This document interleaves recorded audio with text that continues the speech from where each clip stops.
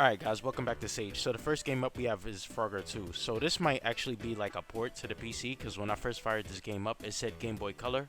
So I'm not exactly sure if this is the same exact version that you play on Game Boy Color. Anyway, the game was pretty fun to me. You basically just play as this frog and you have to run across the street and make it to the end of the stage. But you have to watch out because there's like cars driving back and forth that will run you over.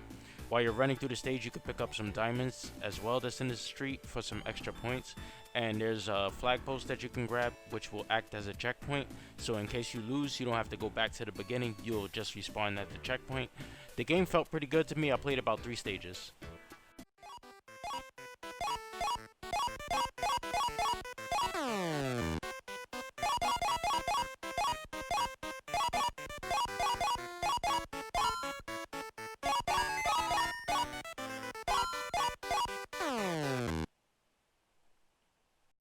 Next up we have Legend of Zelda Horn of Balance. Now I'm not gonna lie, I didn't really get to play this game because when I started it up the screen was just so small and I couldn't even figure out a way to adjust it bigger. So I tried to like maneuver and make my way outside the house, but there was like people blocking the roads for me, and then there were some bushes and I started mashing on buttons wondering if I could like take out my sword and cut the bushes like you do in classic Zelda games. I couldn't do anything, so I was pretty much just stuck in that first area and that was it. I couldn't advance further.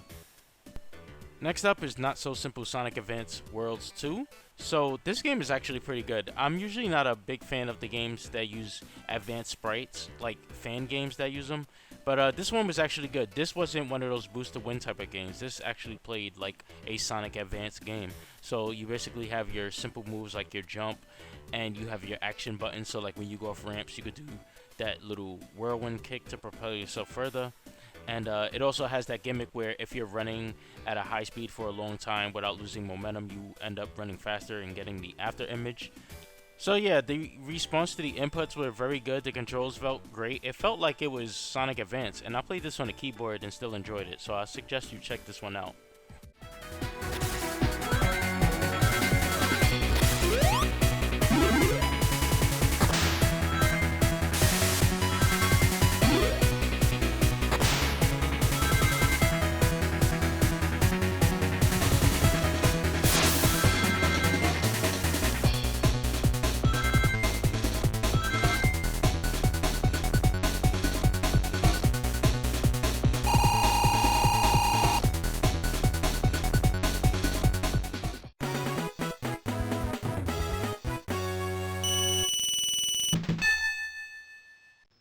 Okay, so last up we have Hedgespin. So this game was actually pretty good.